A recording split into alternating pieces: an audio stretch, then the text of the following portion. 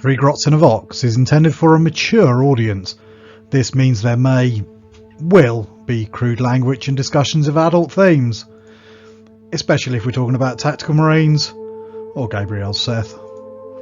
Viewer discretion is not only advised but encouraged.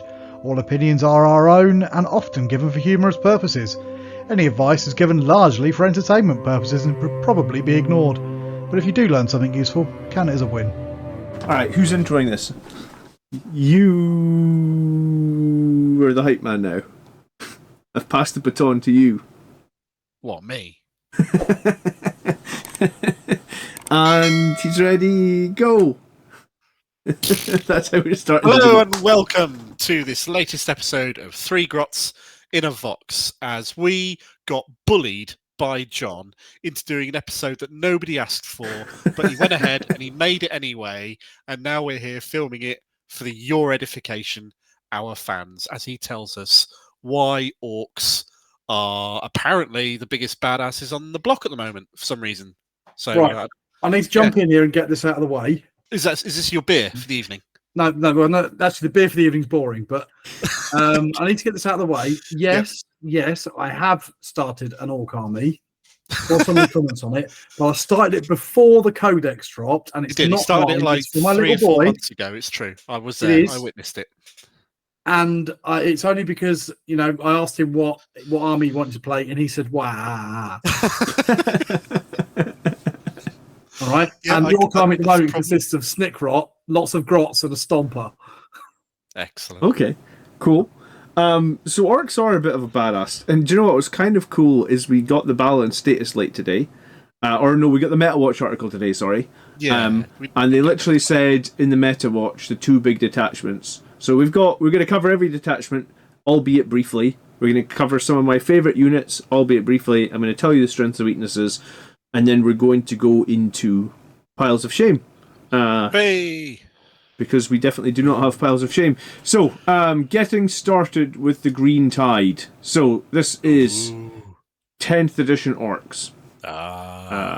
So, on top level, I think, the Waaagh remains, and it's super strong. If you're not familiar with the Waaagh, then that's going to give you advance and charge. It's going to give you additional attacks on 1 attack, 1 strength, and a 5-up invan on every model. And then some units get even more benefits during the Waaagh turns. Was it like once per game still or something?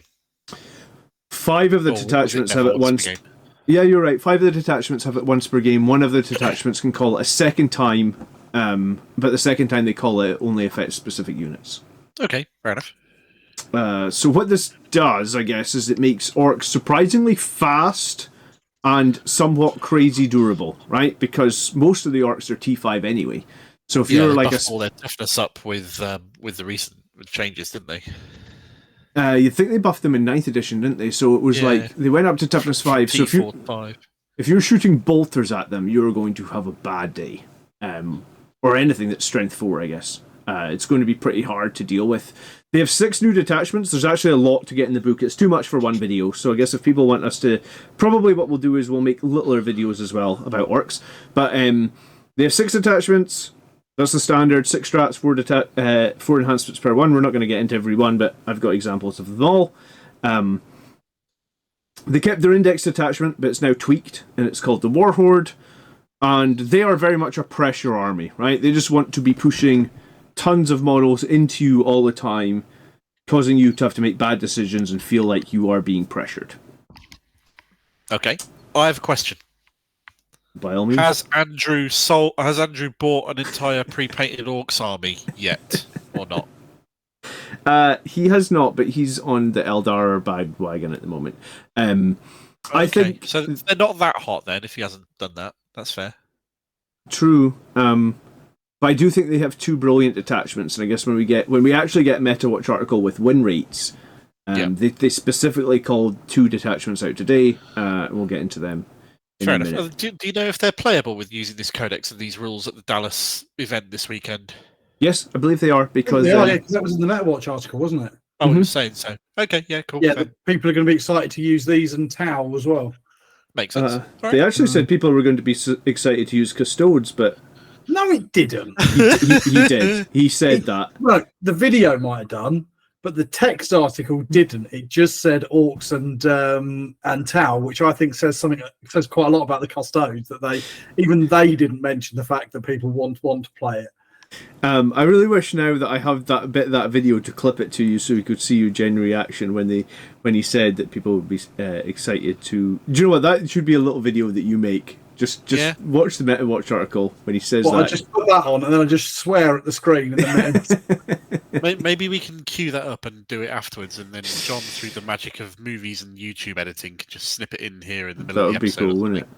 Yeah. Anyway. Yes.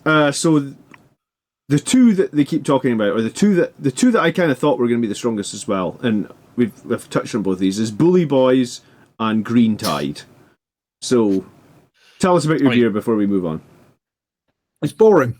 It's not a lot to now this says something about my my slate at the moment. That I only had 2 beers in the house, and one of them is my last can of Elvis juice. Elvis juice. And the other one is something called the Bluntisham Beast or something like that, and it's like a ridiculously strong Belgian style little bottle of beer that I really couldn't face on a Thursday night, which is when we record this. Right. Okay. Well, fair enough. It's the only 2 beers I have in the house. Which fair enough. I'm either getting old or I drink too much. I was going to say it's summertime. You've been thirsty. Or you've got like responsibilities and things that take up all of your time these days. Yep. Very true.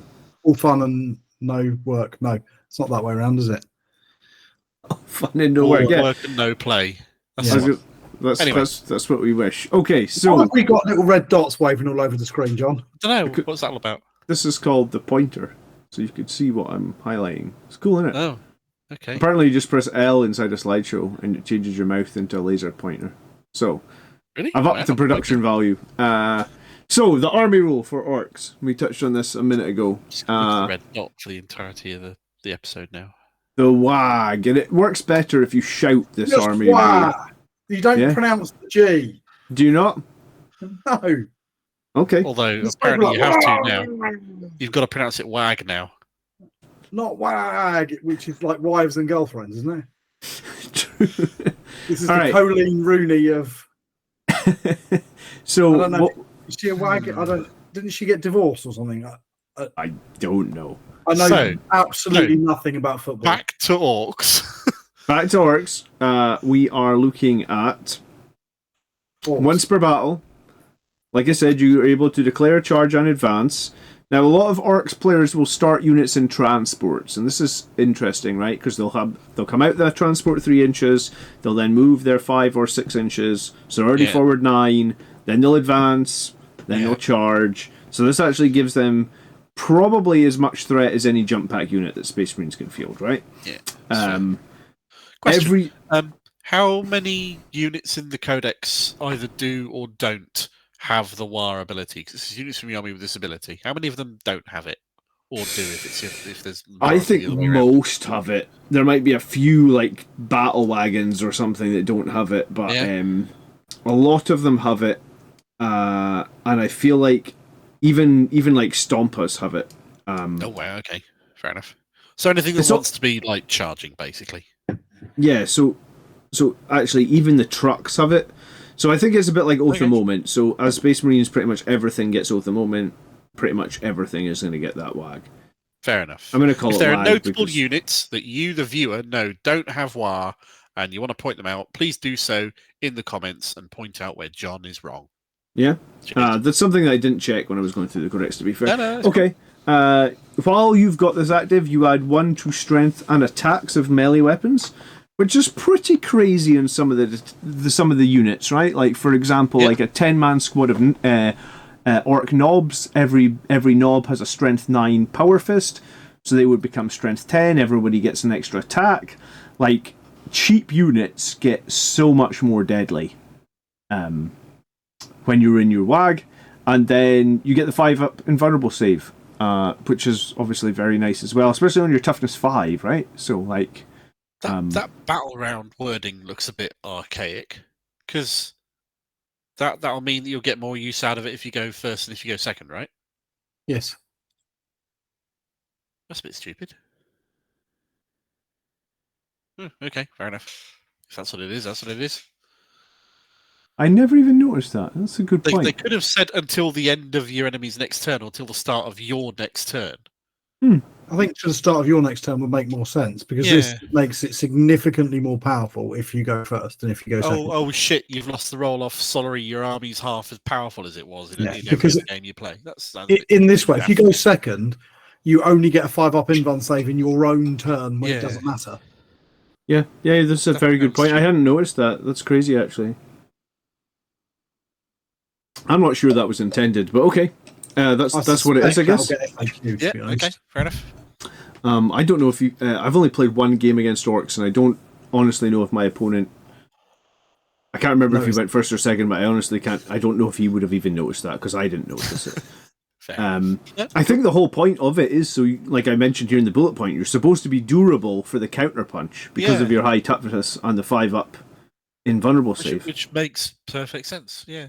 So basically, from my experience, having played Orcs a lot in 9th, and with this being similar in 10th, they're going to spend turn 1 running into the midfield. They will take some losses, but then at the start of turn 2, they will hit Waaagh, apparently without the G, silent G. I never got the memo. And then they will advance and charge. You said it as Waaagh throughout your entire life up to this point. Up until this point, yes. Right. Okay. There's 2 versions of this. Right. If you read it, the wording is it slightly different? It looks. Maybe I'm reading it slightly wrong. I think you're right. I'm probably wrong. If your army is Orcs, once per battle at the start of the battle round, so you don't call it in your turn. So you call it at the beginning of the battle round. So if you call even though it's your opponent's turn, you've already called it, so you have got these benefits. They just go. Let's say your opponent goes first, you go second. If they went first, it'll be resilient for their turn before your turn and before your charge. So you call Waaagh. It's turn 1. You call Waaagh. They shoot at you for their turn 1, and then you can still do it. Yep. Okay. You have to call it at the beginning of the round, not the beginning of your turn. Yeah. Okay. Oh, interesting. Okay. Cool. All right. So we figured that out. Cool. But I have been saying it wrong my entire life. It's all right. People like to correct me in the comments. I will forever say lieutenant, but apparently in the UK you're supposed to say lieutenant. I didn't see the F in it when I read it when I was a kid. Yeah. All right. So what is an orc? Because we're English, we're right. That's just the way. Okay. So here's a standard sort of orky profile these days. A boy is a 5-up save with a toughness 5. A knob is a 4-up save with a toughness 5. And we've got some Gretchen there just as the standard. I don't really think you run Gretchen very much, but I guess if you are looking for cheap units to do actions and generally just be annoying, then I guess you can run some Gretchen, right? They're kind of like cultists. You put them on the back home field objective and you just sit them there. Yeah, or swarm the board or whatever. I think it's kind of good that they're still called Nobs, and that they haven't been renamed something a little bit more politically correct. Like what? Wankers? Leaders or bosses or I don't know, big boys or something. I don't know. Hey, I like that one. Yeah, I thought you might. But yeah, you can see why a 5-up invuln would be... change the name from Nobs to Cox. Yeah, that'll do it. You can see why a 5-up invuln would be good, because their saves are the poorest part of their profile. Yeah, which has always been the case. It's not exactly that they're wearing massive armor, unless they're the ones that are wearing massive armor, and they're pretty expensive, really. Yeah. So we will come to them in a bit, but I guess their leadership is kind of average or low, I would say. But it's really the toughness 5 that's going to help a lot, right? Like I don't know. Marines are leadership 7+, aren't they? 6+ for Marines. Yeah. Because that was one of the other nerfs that Custodians got. They now don't have any good leadership like they used to. They've got the same as everybody else. Okay. I don't know why I thought it was 7+. Clearly it really has been 2. I think Guards was 7+. Fair enough. Okay. I think Tower was 7+ as well. I can't remember that. I might be wrong on that. Okay. So, their first detachment is called War Horde, and its detachment rule is melee weapons equipped by Orcs have the sustained hits 1 ability. It's pretty simple. Pretty good. Yeah. Combined with advance and charge and plus attacks and plus strength when you need it. It benefits from the Waaagh, basically. And a couple of things that I noticed that I thought were pretty interesting in this one is you've got that Here We Go stratagem for 1 CP. So until the end of the turn, you would add 2 to advance and charge. So when you are advancing and charging in your Waaagh, that's pretty useful. That's an extra 4 inches. 1 CP, that's a brilliant strat. Yeah, absolutely. And then Cunning but Brutal is an enhancement. While the bearer is leading a unit, this unit is eligible to shoot and declare in a charge in which a turn it fell back. So basically, like, you're going to be getting into combat. Sometimes you want to get out and reposition. Seems pretty strong, pretty standard stuff. Or charge again. Yeah, absolutely. So I think this detachment is the variant of the one that was in the Codex. It's kind of standard. Okay. So we're just going to pick out like 2 from each one because there were 6 detachments to get through. They have a detachment called The Hunt is On, or The Hunt is On. I'm going to have to do an orc accent here. It's not me, I'm afraid. The Hunt is On. So this was one for like all your beast snaggers, right? Or all the orcs on beasts. And the Orc Codex is too big for a single video as well, but there's a lot of data sheets in the Orc Codex. Like, there must be 50 or 60 pages of data sheets. Like, there's so many orc units. So you could do all these attachments. But basically, the big hunt is you choose a target each turn as your prey. So at the start of your command phase, you select 1 monster, vehicle, or warlord unit from your opponent's army. Right? If your opponent doesn't have any of these on the battlefield or embarked on a transport, you can select 1 character unit from your opponent's army instead. And until the start of your next command phase, that unit is your prey. So there is a weakness here, right? If there's no monsters, vehicles, warlords, transports, or characters, you cannot select a prey unit. So I guess if you come up against tons of infantry or something, or mounted or something, I guess there'd be some situations where this just does nothing for you, which is a little bit of a or you, if you wanted to game it, you could make it so that all of those models were sort of inaccessible to the orcs potentially. So each time a beast snagger unit from your army declares a charge that includes your prey, you can re-roll the charge, and each time a beast snagger model from your army makes an attack against your prey, you improve the armor penetration of that attack by 1. That's any attack. It doesn't specify it has to be ranged or melee. It literally says an attack, so that's also pretty tasty. I don't know if you played against the Squig Hog boys. They were the ones that every single time they finished a charge in 9th edition, they could do 4-ups to do mortal wounds against you. They were horrible in 9th. Yeah, so they can still spit out mortal wounds, but is actually capped now in that it's capped per battle. So each Squig Hog has like mines with it or something like that. I can't remember exactly what they're called, but the idea is that like they expend them. So once you've done like 6 or 10 mortal wounds, you're never going to do any more throughout the battle. So that's a good improvement, I think. It's good in theory. It's a bit of extra bookkeeping, but it's good in theory. Well, they do that now.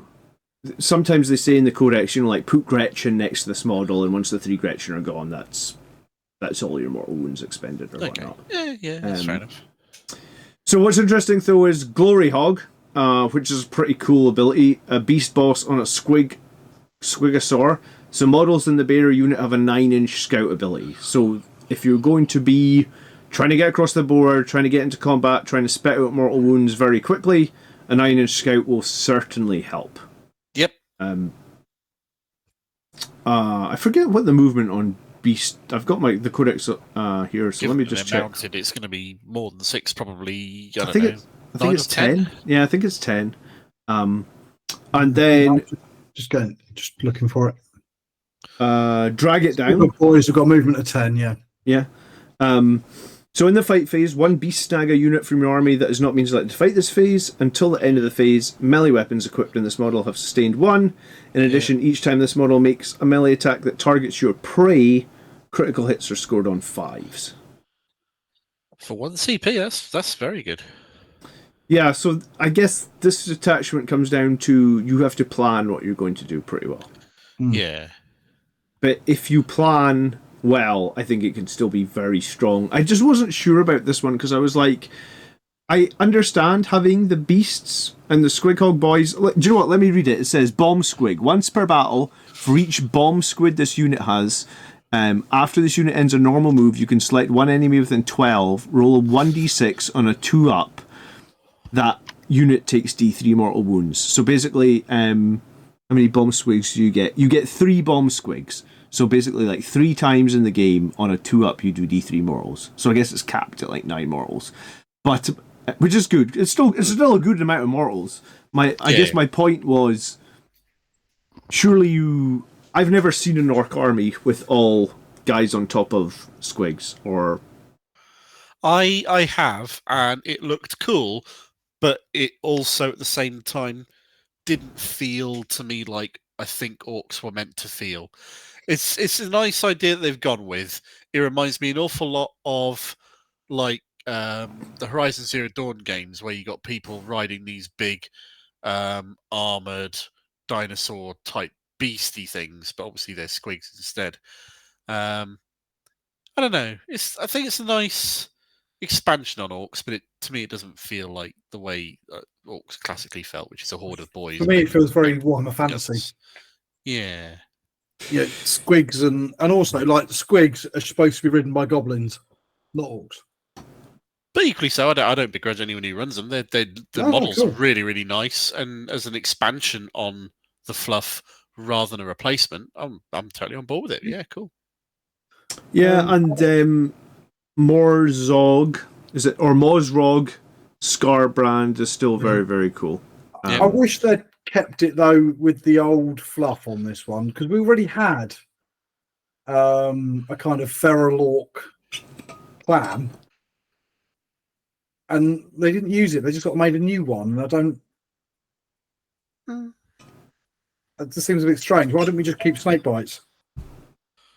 They would have. I would have thought they would have been the natural fit for it. I must confess. It just seems strange. Because I remember when they come out, and I was thinking, but hang on, we've already got feral, technology-hating, beast-riding orcs. They're called snake bites. That's the point of the snake bites.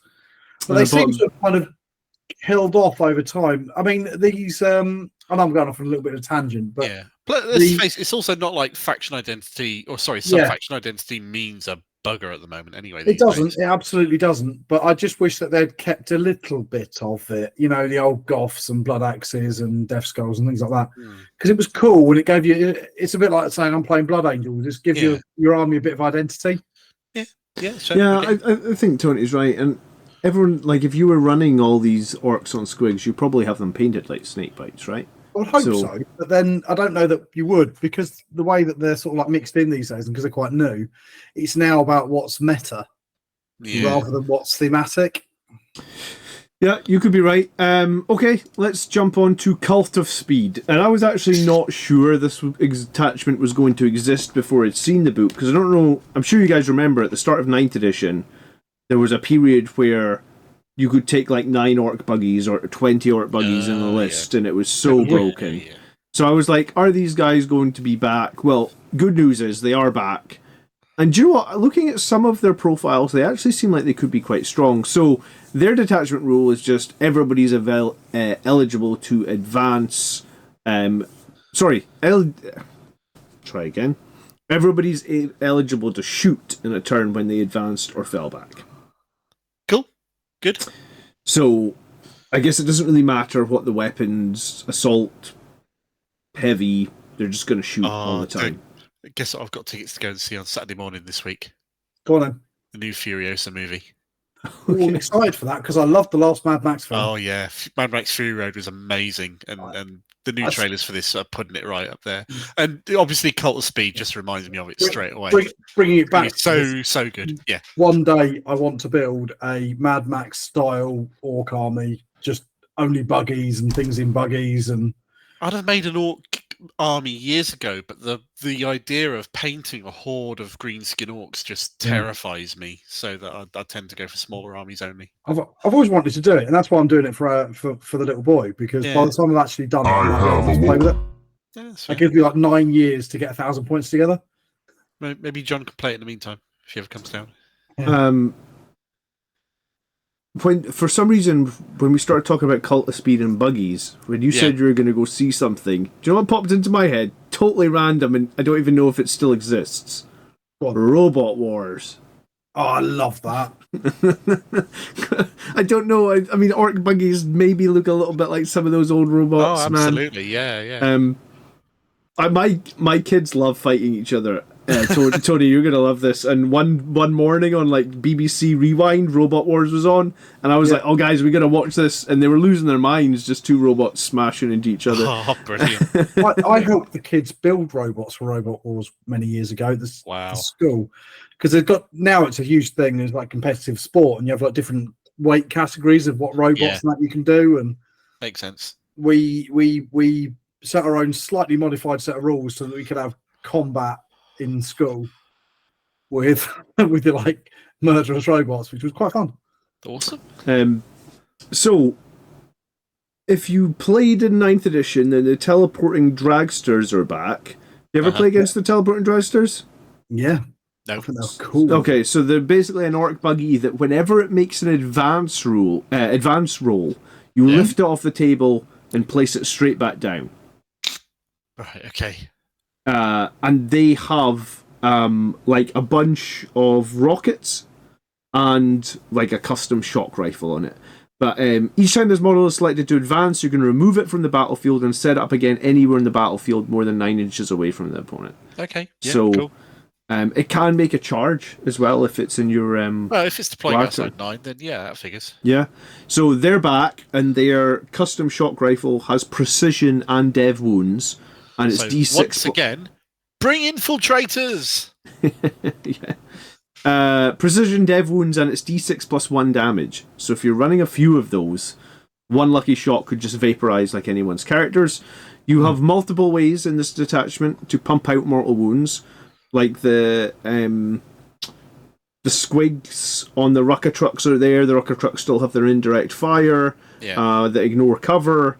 So I really don't think indirect fire weapons should ignore cover, because that's kind of the whole negative of indirect. But they're back, and we can pump out mortal wounds. They also have one of the buggies, I can't remember which one it is, that every time they make a charge roll, you do mortal wounds. I think it's the scrapjet. Yeah, each time an end model ends a charge roll, on a 2 to 5, the enemy takes D3. On a 6, they take 3 mortals. So I guess if you've got a squad of scrapjets charging, that could be 9 mortal wounds on the charge. Having seen these in 9th edition, though, all these guys have massive, massive bases. Like their bases, they're the size of a rhino. And if you think like what you got the oval base underneath it, an oval base, like the same sort of if you scaled up an Outrider's base. So when you start putting 12 of these on the table, you actually fill your entire deployment zone. Oh, gotcha. Because I think Andrew played 18 of these or 17 of these against me last edition, and literally the whole half of the table is just orc buggies. Which means the board presence you can have through that is insane. But also, you also end up hemming in your own models and having to deploy in pad positions because there's nowhere to hide. So I guess Cult of Speed might have the same problem as that last detachment, the Beat Snagger ones, and like, you can run this detachment, but you probably don't want to take 18 buggies. You probably still need a bunch of infantry to... like, move through buildings and hide between things. Yeah, that's fair. Cool. I think something that I just want to mention, as we've been talking about the buggies and that, is the squig buggies special rule. Yes. For buzzer squigs. Yeah. So if they hit an opponent on a 4-up, that opponent is hindered and subtracts 2 from its movement and 2 from its advance and charge rolls. Now, okay, it's only a 4-up, but it's only got a hit. That's really powerful against things like Death Company and things like that. You know, you're reliant on, because it's got a decent amount of range on this, 36 inches, knocking 2 inches off your opponent's fast-moving units that need to charge. It's pretty huge, yeah. It's extremely powerful. I'm just having a quick look how many points they are. How many shots, and I assume ballistic skill 4+? Yeah, so ballistic skill is 5+, but it's D6 plus 6. It's only got hit once. So, yeah. Realistically, they'll hit at least once with that. Yeah, so whatever they shoot at, 4-up, it loses 2 inches of movement. Yeah, and 2 inches advance and charge, yeah. That's horrible. That's really quite powerful. And they also have squig mines, which is pretty interesting. So once per battle, at the start of any phase, select one enemy within 3, roll a d6. On a 4-up, that enemy takes d6 mortal wounds. So when you finally get close to these things to chop them up, you could just take flat 6 mortals. And I mean, there's usually 3 buggies in a squad, right? There are, but they are quite expensive. I just looked it up. They're 100 points a model. Yeah, I suppose that's a wee bit expensive. 7, 4-up save, 9 wounds. It's not that tough. No, you could say that. So we're talking comparable to Storm Speeders, basically. Yeah. I don't think loads of them, but it's still quite interesting and potentially very powerful against the right opponent. I don't think we'll see them because against other opponents that are reliant on shooting and that special ability is not going to do anything. The shooting's not a particularly powerful amount of damage-wise. So I don't know if we'll see loads of them against a slower army, but against like Blood Angels or Dark Eldar, something like that can be a very powerful unit to bring. Yeah, they have a pretty interesting... Like, lots of armies have this now, a way to gain extra command points. So I guess if your Orc character that can take this enhancement is within 9 inches of the enemy, on a 3-up, you'll gain a command point each turn. It's pretty useful. Did you mention the Grots ability to do that as well? No, there is a Gretchen ability or something, isn't there? Yeah. So if you've got Grots on a objective, yep, 4-up, you gain a command point. Okay, cool. So Grots are rubbish, and they're quite expensive. 40 points a unit. For how many? 10.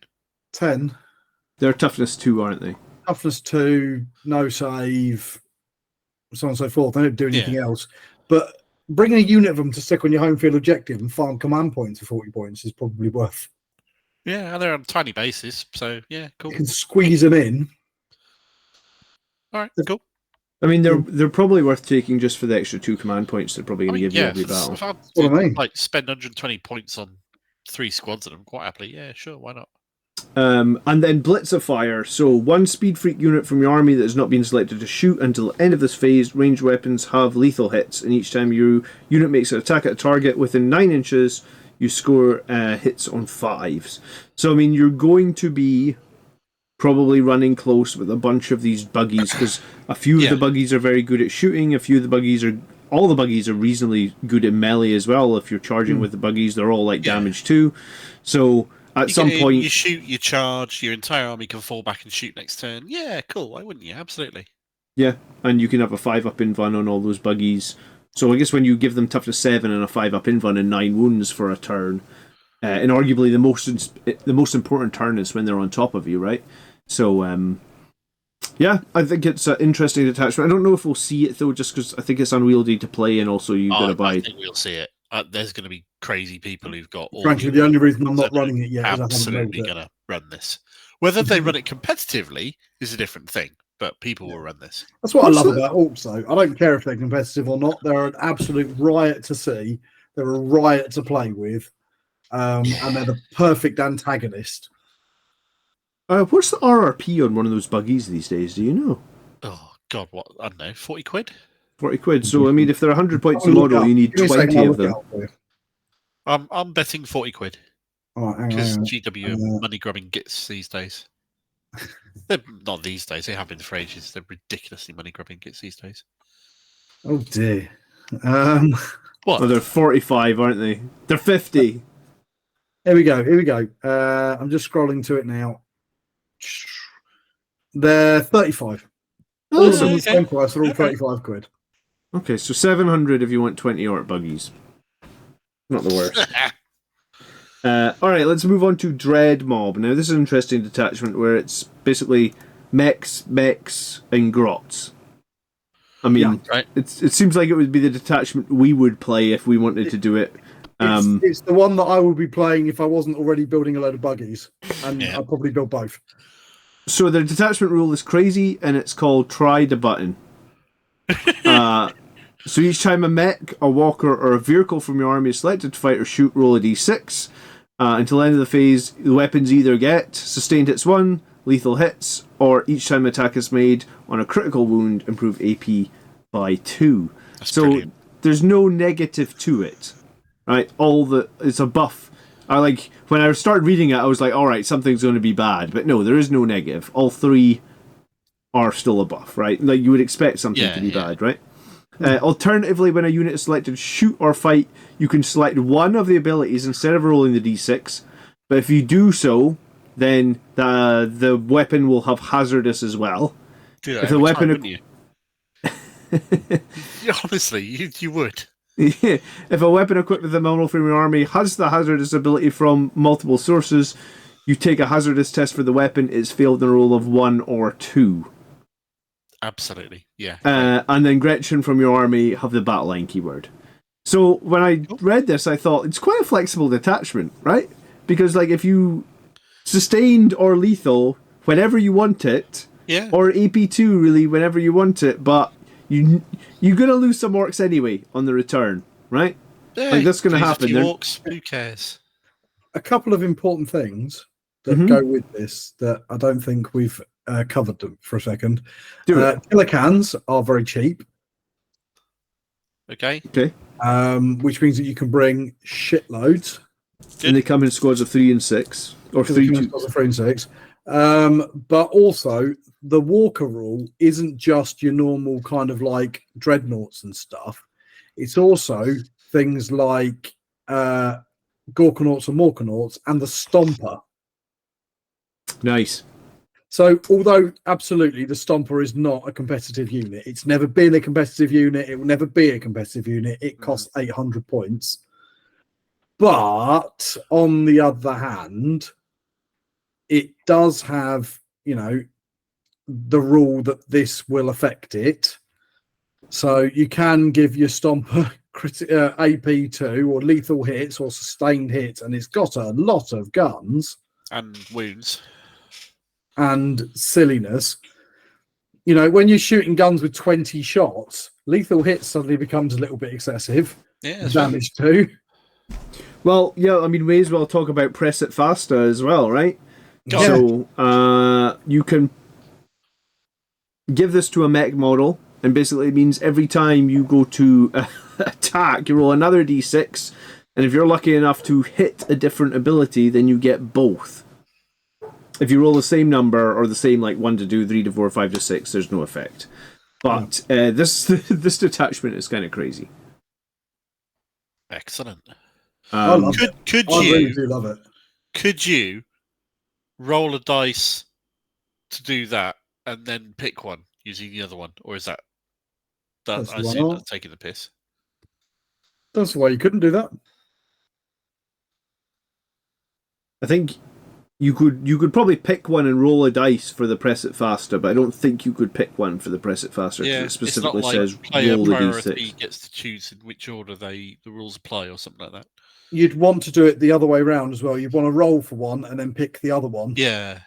Otherwise, if you accidentally rolled the one you picked, that'll be bloody annoying. Yeah, that one might be tough. We'd probably need to ask someone that's actually playing it what the ruling is on that. It would be a bit stupid if they did, because the whole point is the whole random thing of it. But you can bet that somebody's going to try and do it that way, because why wouldn't you? You get extra stuff guaranteed with no risk of downside. I think this is a very thematic orc detachment though, which I like. I like the fact that they've got some very themed ones. Green Tide is the one that is a bit crazy at the moment, right? So the detachment rule is each time a boy from your army, each time an attack targets a boy's unit from your army, models in that unit have a 5+ invulnerable save against this attack. In addition, each time an attack targets an orc unit from your army that has 10 or more models, you reroll saving throws of 1 made against that attack. Okay, cool. So basically, the bigger they are, the more ignoring of your attacks they are. Yeah, the bigger they are, the harder they are to kill, I guess. Cool. And this combo's crazy with the stratagem of come on lads for 1 CP. So pick the boys unit from your army and return D3+2 destroyed models to that unit.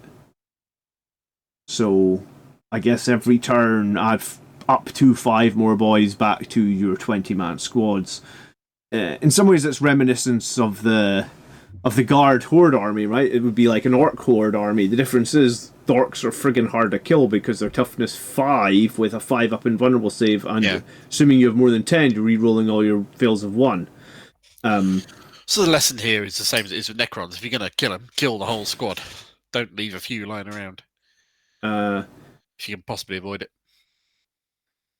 Yes, and also something I wanted to note on this one, the Green Tide is crazy good for units with good armor saves. Like your 2-up save Mega Nobs, right? Yep. Actually, maybe it's not. Maybe I got that wrong, because you can't get a score of 10. Can you? Mega Nobs don't come in 10s, do they? Probably I not. shall just check. Mega Nobs come up to a unit of 6 is the largest you can run them in. Okay, so that's a fuck up for me. But I guess my point is, if there's any units that can be big, i.e. 10 man, that have a somewhat better save, then they will get more value because they will re-roll 1s. Yeah. Awesome. And then... Probably Beast Snagger, boys. Something like that would be your best bet, because you're running units of 20. Yeah. It also doesn't say re-roll an armor saving throw, just a saving throw. So that can cover your invulns as well, of course. Yeah. Well, that's what I was thinking with the Mega Nobs. I was thinking that they had a really good save, but yeah, maybe there's something else to look out for in that one. So this is the one that Games Workshop specifically said they were keeping an eye on. So there must be some combos in here that is very good. Mm-hmm. And then I picked Bloody Belligerence, which is Orc Infantry only. While the bearer's leading unit, you can reroll advanced rolls made for that unit. While the unit contains 10 or more models, you can reroll charges as well. So if you've got advance and charge, and you've got more than 10, you can reroll both of those. So very, very creating a lot of pressure. Extremely powerful. Yeah, absolutely. Yeah.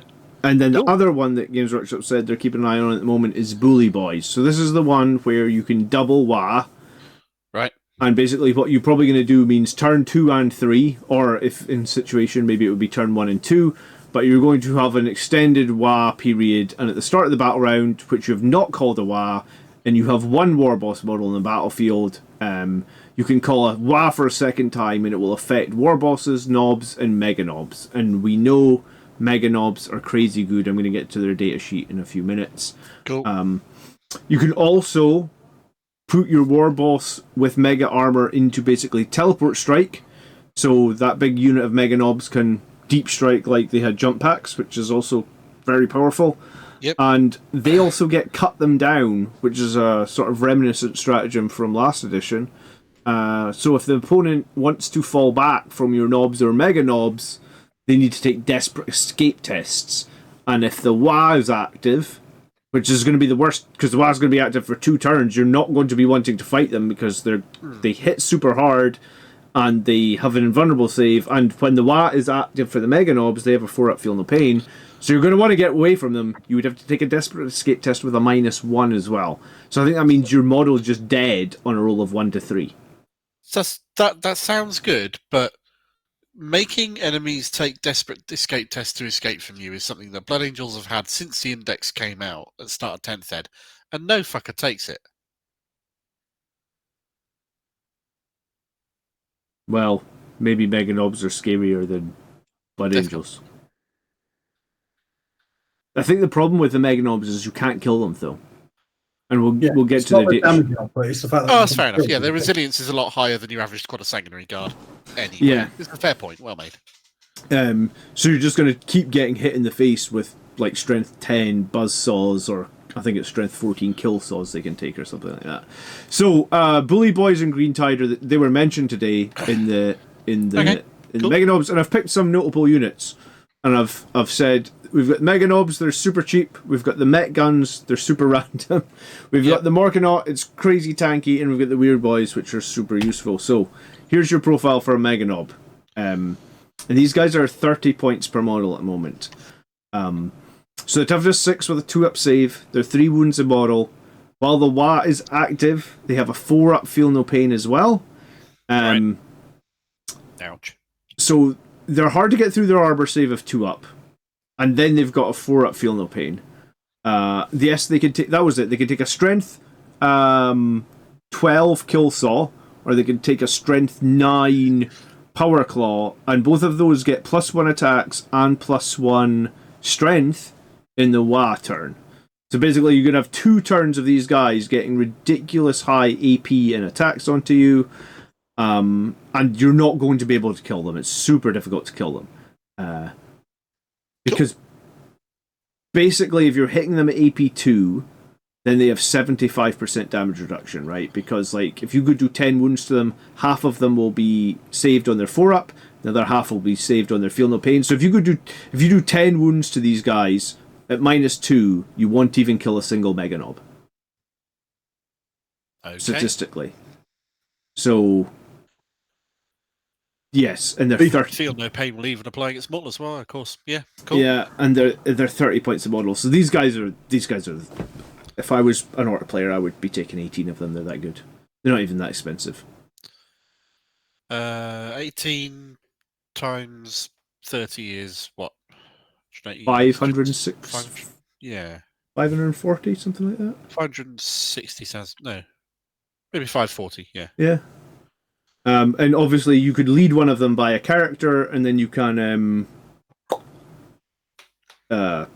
you could teleport them in as well. You can also attach Mega Nobs to Gaskell, Thraka's unit as well, which is very, very strong too. Yeah. The Met Gun.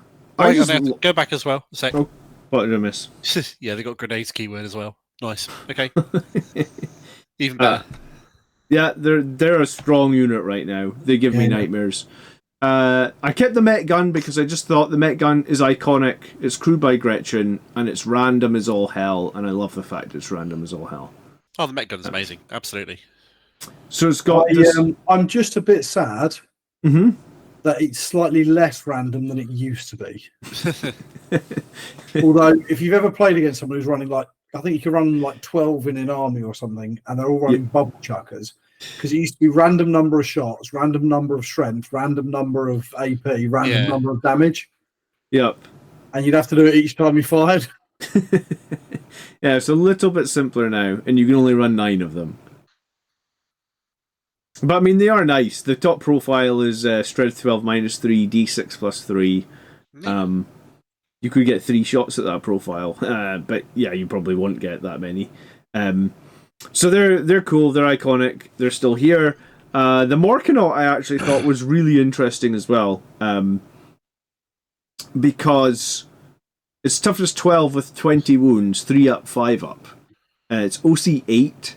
It's a strength 18 strike attack, which means for tank shock, that's insanity. That's pretty much guaranteed 6 mortal wounds. When you call the Waaagh, it gets +1 to hit with all its guns. It's got some decent guns as well. A lot of randomness, again, because it's Orc shooting. But there is a lot of D6 damage in there. It's got a custom Mega Blaster, a Mega Zapper, 2 rocket launchers, 2 twin shooters. It can move over your own models as well, because it's basically like a Titan, or Titanic, yes, both. Yeah. And it's not that many points. Let me check. 295. 295. 295. Wow. Okay.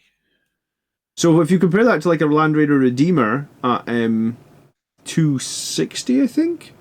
4 more wounds and vulnerable save. OC 8. Where's armor save though? Well, I think a 3-up, 5-up's probably similar to just a base 2-up, right? No, I'd rather have 2-up and the ability to be in cover and armor of contempt things. True.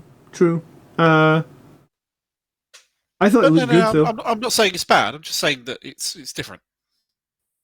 Yeah, well, I played a game against Brett, and he followed Gorkanaut around with is it a mech boy or someone? Giving them +1 to hit for the whole game, because it does just have BS5. So if you were giving it +1 to hit, or in your Waaagh turn giving it the +1, I think it's somewhat decent. And I guess it's just going to move to the middle of the board and tank shock something and then smash it with claws that are flat 6 damage. It's nice. Yeah, because the melee's hitting on 3, so that looks like it's exactly what it's supposed to be doing. And it can transport 12 orcs as well. Good. What's it like in comparison with the Gorkanaut? Very similar. I think the Gorkanaut has like 10 points cheaper or something. Yeah, I think it's 15 actually. Okay. No, yeah, 15 points cheaper. +1 to hit when shooting while Waaagh. Okay, cool. The Gorkanaut gets +1 to melee when Waaagh, so it's more about melee. It gets an extra attack, but it's slightly worse shooting. But I think you can field either of these things now. If you want more shooting, it's the Morkanaut. If you want more melee, it's the Gorkanaut. But I mean, this is not a bad rally profile. Don't get me wrong. Like it's got a 12 attack sweep. Depending on what detachment you were in as well, there's probably stratagems where you can get sustained and all that sort of stuff as, lethal hits, etc. And then the Weird Boy is still here. I was glad to see the Weird Boy still here, and he still has the jump. So basically, like, if we talk about the Orcs wanting to pressure you, especially like that Green Tide army, take a Weird Boy with like 20 boys, and turn 1 on a 2-up, you're basically going to appear 9 inches away and try and make a charge and just hem the opponent into their deployment zone, wave after wave of Green Tide at them. So you can still go, I cast the jump. Waaagh, Mr. Bond. You can't indeed still do that. They made his staff a little bit interesting now in that for every 5 models in his staff, he gets to add 1 strength and 1 damage to it. It's a ranged weapon, and once you get more than 10 models in the unit, it becomes hazardous. So I guess if you had 20 boys with him, he could actually be doing like 5 damage from his Edbanger staff. Oh, which cool. Is awesome. Interesting as well. And then here's some supposed to work. Yeah, that's cool. I don't know how accurate this is. These are the strengths and weaknesses that I saw. So the whole army's high toughness. You've got the ability to, I think I was supposed to say, flood the table and pressure the enemy with your units. Nobody would have noticed if you hadn't pointed it out. There's a lot of crazy damage. Yeah, you just want to blow the table on the floor if you're playing against the Orcs. Crazy damage, lots of survivability during the Waaagh. They've got the 2 very meta detachments, the Green Tide and the Bully Boys. I guess if you're not sure where to start, that's where you want to start. And yeah, what are the weaknesses? I struggled with this actually. So I said, the ballistic skill's a weakness. You've got to paint a lot of models. All the Forge World stuff went to Legends. They can be quite swingy in places. Yeah. And they could actually be quite predictable because you know what they're going to do. They are going to wait for an opportunity to advance and charge you. That's literally what's happening. So that was my hot take on Orcs. I'm sure you guys have some thoughts, questions. Nothing? What are the normal Orcs like? Because Green Tide and that's going to rely on normal Orcs being good. Toughness 5, 1 wound. We had the stat line way back, I think. I know we did. I would say the normal Orcs are not that amazing, but like you can take the Nobs in a big squad, and the Nobs are every Nob can have a power claw.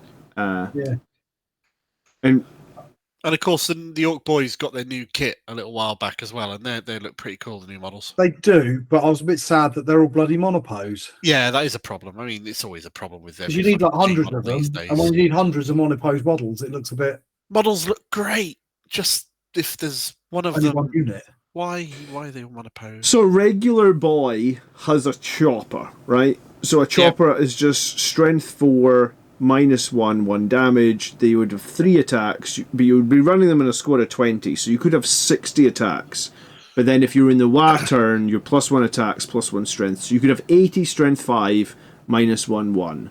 So it's kind of like Blood Angels and Chainswords. You can flood them with tons of strength 5 hits, and then I guess you could get lethals. I guess you could get sustained, all of that jazz. But in the regular squad of boys, for every 10 guys, you can take like a rocket launcher, and like you can take like 1 power claw. So they're kind of limited. I wouldn't say the boys are the best squad, but I think they're quite cheap though. Yeah, how much is a squad of 20 boys? 85 points for 10, 170 for 20. Yeah, do that. So 170 for 20 toughness 5 bodies is quite a lot. That's not bad. And you can regenerate 5 a turn for a command point, right? Beast snaggers are a bit more expensive. Are they worth it? I wasn't sure about if they felt like the beast snaggers. I mean, if I was going to play Orcs, I think I'd either play the buggies or play all the Mega Nobs. I'd play whatever I could get hold of that I didn't have to paint, because that is definitely the biggest downside to an Orcs army for me. There would be a lot to paint. And honestly, I actually didn't look at any of the bombers because flyers seem like they're kind of irrelevant in 9th edition. 10th edition, sorry. So I didn't even look at the data sheets for the flyers. I just skimmed past them. Yeah, that's fair. No one's running flyers, sadly. So what we've been doing, in a change to tradition, is we've been making 1,000-point lists. Mm-hmm. We've been debating with each other what those might be, and then releasing them on the channel in the coming weeks in between the big episodes. So who's going to do what list? Let's decide it now on camera. Oh dear! We decided last time that didn't work out because I still ran out of enthusiasm for it. Although this one actually sounds quite interesting. So, so what are you most enthusiastic? If you were building an orc detachment, out of that lot, I'd go the silly, stupid mech list. That sounds like the most fun to me. Are the stompers? No, all the random guns. What one was that? Was mechs, and orcs is what I called it. You're pressing the button and it does loads of different stupid things, and you got all the guns. Dread mob. Dread mob. Yeah. Is that what it is? That's what it's called. Yeah. Tell me in Discord what it's called, and I'll do it. I can't remember now. Okay. All right. So Mark's going to make a 1,000-point dreadnought list. Tony, what do you want to make? Well, if Mark's doing dreadnoughts, then I'll do buggies. Buggies? Okay, cool. So then I will do something meta. Yeah.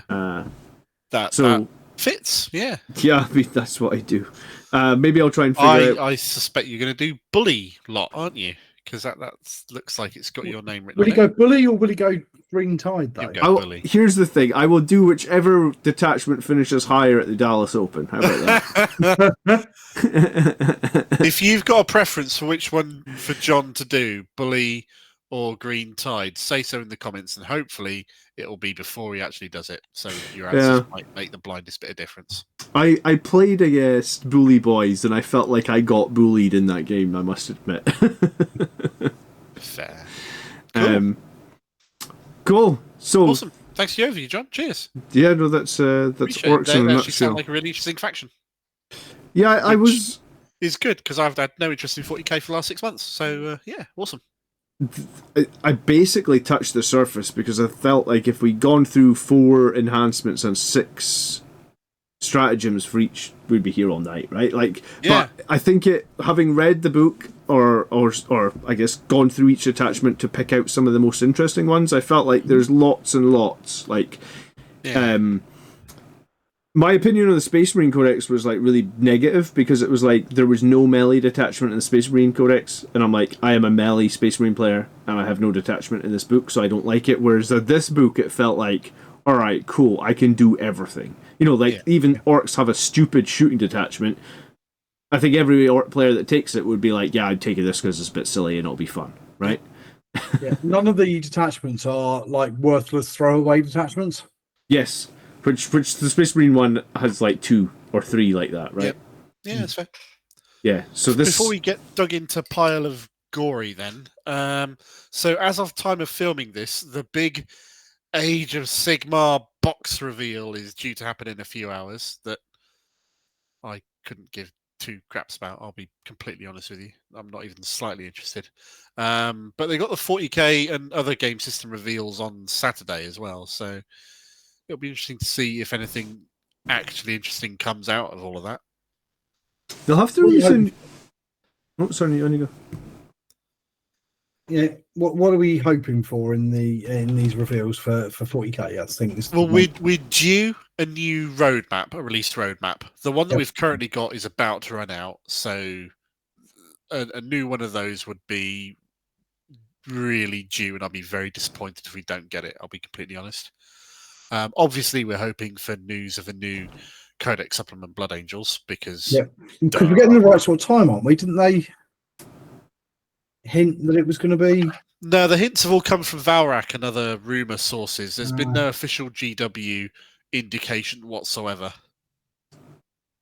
Because we know, but friend of the channel, Valrak, John's personal mate, who he talks to, and gets we know that there is.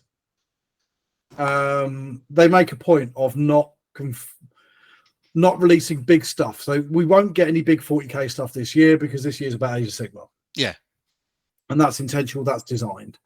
So we're not expecting anything too giant. So maybe a codex supplement or two could be quite likely to come, potentially. Yeah. Whether it's Blood Angels or not, we don't know.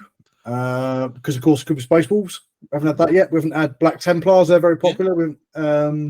But it's interesting that from this roadmap, like 3/4 of the things on it are now out or imminently out. So the only things that are still on here that aren't quite out yet, I mean, Codex Space Marines are pre-ordering.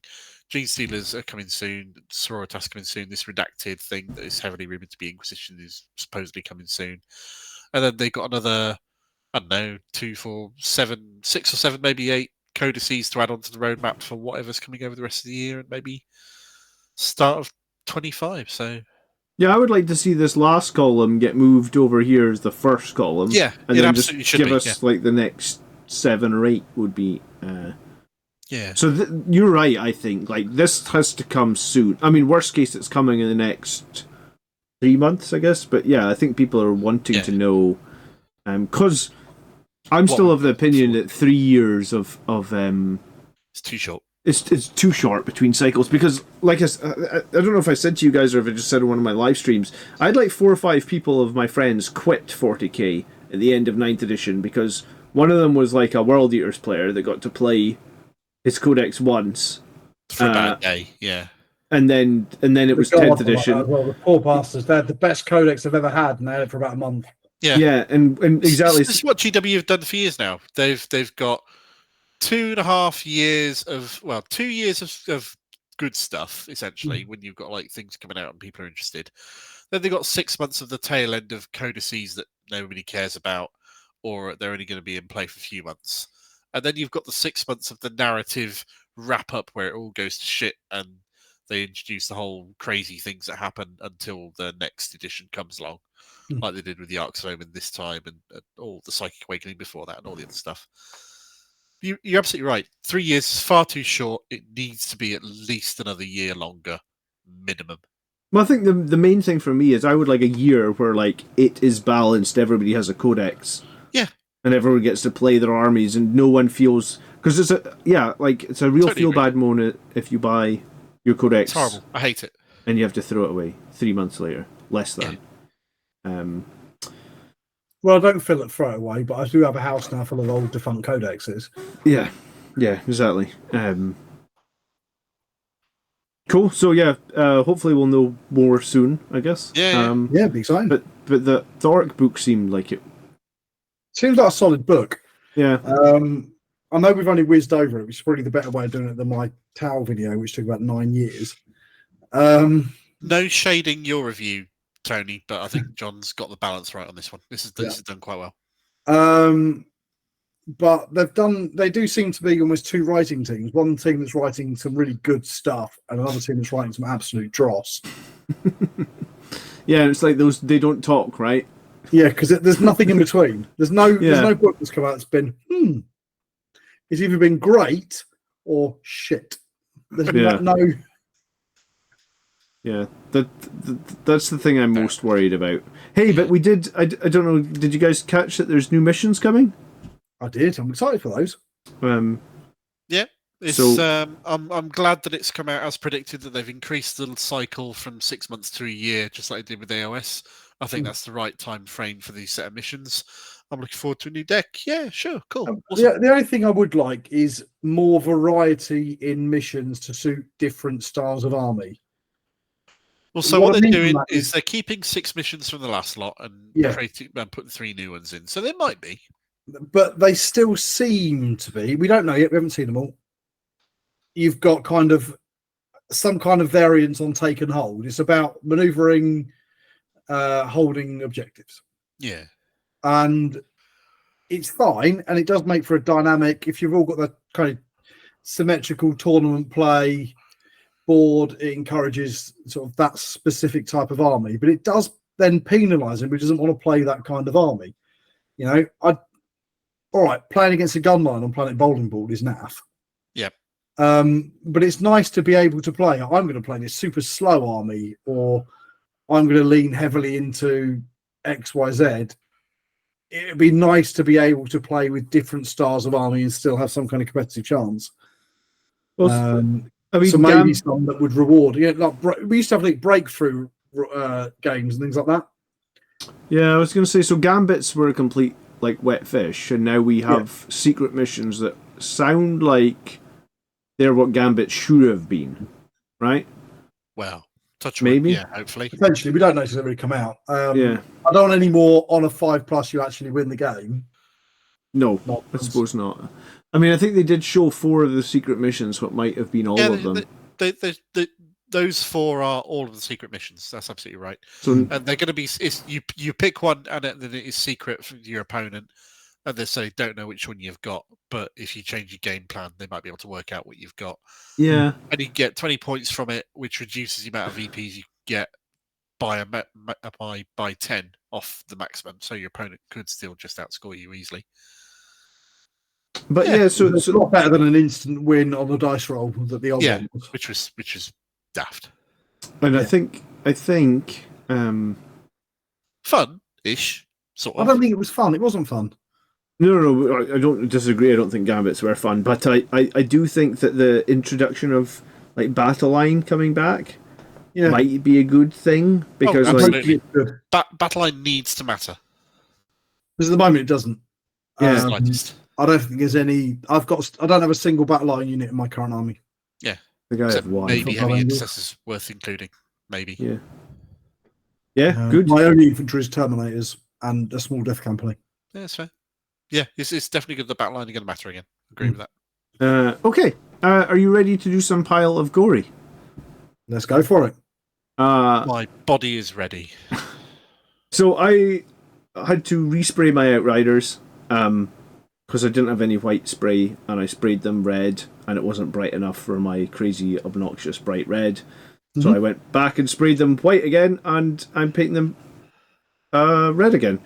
And I have just made this guy, who is the Librarian Terminator from the Leviathan box, but I have given him, I've cut off his axe and given him a Sanguinary Guard banner, and I have given him a different Terminator head. You'll be pleased to see it wasn't a Primaris head. And he is my company hero with a bolt gun. He looks really cool. Yeah, because very cool. Company heroes are 4-wound models that need to be on 40mm bases. Really cool. And I didn't want to build one, and I thought, why not use one of those Terminators that I'm not using for anything, because I already had the Terminator and Librarian armor. So I like how the Outriders look as well, with a little bit stuck on top of the gun housing, because thanks. It's a nice decoration.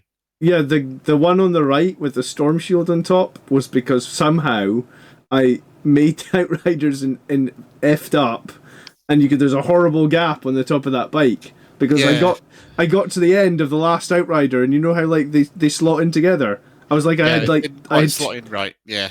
Well, no, I had 2 of the ones that slotted because it's like thick holes on one side and thin holes on the other. So I don't actually know how we got to the end. It's like one of the other bikes must have just been the wrong 2 pieces. So I had this dirty great gap, and I was like, how do I fix this? Storm Shield. Looks great. Real nice over the top. So that's what I've been doing. I'm going to get these guys painted. I am actually playing Outriders, right? I played the... Why? Yeah. Because I guess in Sons of Sanguinius, they don't hit like wet fish anymore. They get 15 strength 6 -1/1 damage attacks, and they are a bit durable, and they do move 18 inches. Okay. So they're not bad at the moment. I don't think they're quite cheap as well, points wise. Yeah, 80 points and 80 points for 12 wounds at T5. I mean that's okay, right? With it. So they're kind of action monkeys, but they can chainsword a few things up. And I made that guy in the middle, who's the sergeant, have a power sword because I don't care, Games Workshop, that Outriders can't have special weapons. My one will have one. How dare you not let the sergeant take a different weapon? So I've built him, I've future-proofed him, basically. You tell them. Yeah, absolutely. I do keep hoping for a multi-part kit for these guys. Yeah, I think it would make... Space Marine bikers have been iconic for so many years. It's just a shame that Outriders are a bit of a... These are a great unit, but once you've got 3 of them, you're now repeating poses. Yeah. 3 is not many. You can run a unit of 6. Yeah, you're right. And I honestly think if the sergeant had a special weapon, you would see a lot more people run them, because they work now in Blood Angels because we get that extra attack and +2 strength. Yeah, but a lot of other factions who are just hitting at strength 4 chainswords are like, these guys are rubbish, right? No, cool. So, Tony, tell us about Mr. Dante. I haven't done a lot. I finished off Dante on the stream the other night. I thought I'd put a picture of him in there. Looks really good. Pleased with the way that he came out. He does look really good. You even managed to get the colouring on the sand on the base. That does look very cool. On this piece of everybody's Dante, I notice you've done amazing. So many Dantes on Reddit have like a giant bit of like I was going to say it connected there, and a lot of people had a problem with that connection actually. Yeah. It was a bit of a bugger. I did have to sort of cut it off a bit long and then sand it down. That's fair. To make sure that stayed smooth. So I'm quite pleased with the way it came out. I love the axe gradation on the blues you got in there. The edge highlighting on the bits of the axe looks very cool. It doesn't show amazingly on the picture, but I'm quite pleased with the purple tone that I got on his cloak. Okay. I think it looks good on the picture, man. I was quite pleased with the way that came out. So yeah, I'm quite happy with him. I didn't waste hours and hours and hours, and I finally got him done. So yeah, he looks great. Nice. Yeah. It was a bit of a ball ache to try and blend in his scenic base with the rest of my army. Because the kind of concrete pillars is like a city thing, and all of my Blood Angels are on barley desert bases. Yeah, it works. I'm quite pleased with that. No, you've done a great job. The other picture that's a little bit dark come out is also on the stream. I started working on a test for my exciting Vampire Counts army. I don't know if that's going to let me focus on it. So that's actually a model, as it is. It's not conversion or anything, or kit bash. No. It is a model. It is actually one of the markers out of Cursed City. Oh, cool. But I've mentioned it before, but my Vampire Counts army, I'm trying to use a mixture of random stuff. So I've got some of the Cursed City miniatures in there. I've got some kind of ancient metal miniatures in there. Yeah. Some of the more modern plastics and various things like that. That's a vampire or whatever. And a few like Blood Bowl miniatures and things like that. And I've been sort of mixing and matching things together. And this is just me trying to work out a nice, fairly quick recipe for doing different parts of the model. So this is me testing out wood and bone effects. It's not quite finished. I've got another tester model somewhere here that I'm working on armor effects, just so I'm trying to work out when you're doing a big project like this one, it's worth doing even half a dozen models just to test out and nail down your processes. Because when you're doing units of 40, 50, 60, 100 models, you don't want to have lumbered yourself with a process that looks great on one model but takes way too much time, and you can't scale it up. So spending that little bit of time, because I will still use him even if I don't use this exact way of doing it, because if you're in the middle of a unit, you're not going to be able to tell that one's painted slightly differently. Absolutely. But if I've started batch painting 100 in the wrong way, that's more of an issue. What method do you use to do the writing on the little thing pinned up to the gibbet? So that is I've worked it up. Is it like a fine tip pen or something? I've got the stuff here. So it's worked out from the kind of black and brown Reaper paint all the way through to ivory and white is the place line of it. And then the writing, I use these. Now, these are one of my hobby. These are micron pens. Yeah. They're like Japanese. I think some of them, this ones aren't. These are American ones. But a lot of them, you get a few different brands that make them. And they are really designed for architecture and things like that. Okay, yeah. But they have a very interesting looking nib, if that comes out again on there. Almost like a thin brush. Kind of. It's a bit like, it's a felt tip almost. Yeah. But it's a fine liner. So there's different sizes in this pack. It didn't cost me an awful lot of money, and it's lasted me a long time. And it goes all the way from kind of this tip here has got a 5 micron nib. That's incredibly tiny. Too tiny for doing this with even, but it's if you want to do dots in eyes. Okay. That's a good way of doing it. And then it goes all the way up to kind of actually stuff that's quite thick. Yeah, I got one of those kind of pens off the internet for doing the scroll work on my Land Raider with back in January, and it revolutionised how I've been approaching that sort of little writing on scrolls and things. They're absolutely brilliant. They are permanent. They write on pretty much anything. Yeah. And if I need to do a lot of text, it's how I've done if you look back at Dante, it's the same that I've done for... Oh, of course, yeah. Well. Makes sense. Very cool. And that's if I've got any writing to do. I used to do it with the paintbrush. I now do it with those because it's a lot quicker. Yeah. Basically. Cool. Okay. And Mark. Hey! So, in case I haven't mentioned it like once or twice this episode already, I've not given the tiniest toss about Warhammer for the past 6 months or so. Oh, you windy bastard. Yeah, whatever. I've been doing other things and having more fun doing other things, so I don't really care. But this last week or so, I've had mainly. This last week or so, I've had this pack of 5 Striking Scorpions from the Kill team that I ordered off eBay because I only wanted 5 of them. I didn't want 10. I didn't want to buy stupid prices and things and all sorts of other stuff. So I started building Striking Scorpions, and they're really cool models. As with so much stuff at the moment, they're basically monopose. So the 5 are going to look really different from each other and really dynamic and amazingly sculpted and very cool. But if you have more than 5, they're going to look the same as every other 5 that you have in the army. So it wouldn't do that. But they're awesome kit. I'm looking forward to getting started on those. I've been finishing up getting my Shatterpoint things built and prepped and ready and building the terrain for that. I've been playing a lot of Star Wars Unlimited. I did toy with the idea of taking a picture of my actual pile of shame sitting down beside my desk here of things that I bought and haven't built and touched. I haven't got a big enough camera picture to get my pile of shame in it. I was going to say, you don't want to do one of those YouTube videos where you take all the pile of shame out, throw it on a desk, Tony, and it starts... No, because it takes way too long to put it away again. I haven't got that many hours in the day. Now, all right, if we're just doing pile of shame of Warhammer, it'd take enough. But if you got pile of shame just of miniatures... Oh, God, yeah, don't even get me started. You know, I've got some amazingly cool stuff from like various different... I mean, just looking as I sit here... Carnivale, whatever the hell that was. I can't remember why I got that model, but that's just a cool resin model that I bought.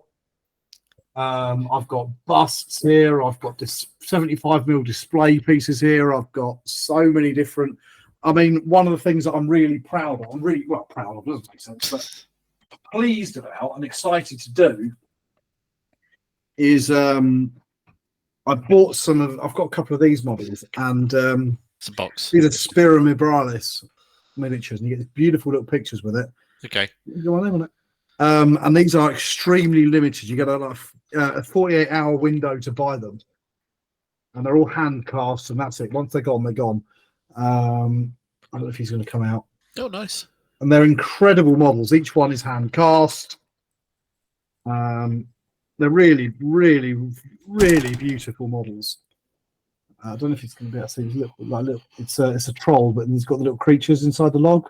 I've been ignoring and getting like a big creature caster model or monster or something. Yeah. Painting it just for the sheer hell of having a gorgeously sculpted model. I love display painting. Yeah. I don't get enough time to do it, and I've got some very expensive, very rare, very special models that need doing like that. Yeah.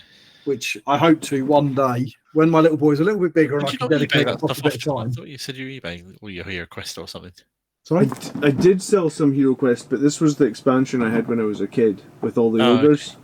So yeah. I've got this. I'm with you, Tony. I added all this together. I don't know when I need to retire from my day job.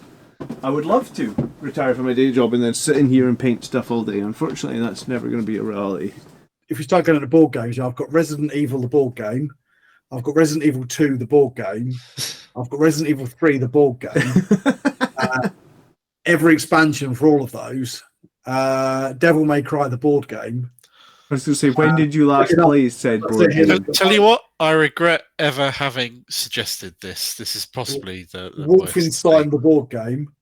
Okay. Yeah, so I was going to say we have a lot. So, I guess the next things you will see on the channel then is some orc lists. Yeah. Me and Tony already did. List, we will get that out as well.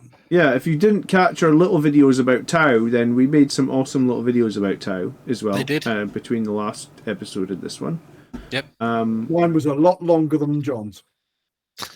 Sure, but yours was also probably a lot more in depth. So I mean, we've got different styles. It's fine. Yeah. No one's judging. Complimentary. Absolutely. I don't know if we are.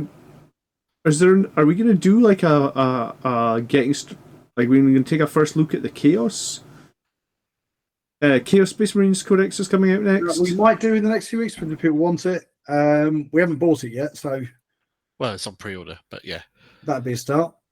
So we will possibly have a little look at that. We've got a couple of other ideas in the pipeline, and as always, if people have got good things that they want us to do, stick them in the comments. Let us know, and we will add them to the list of things to make.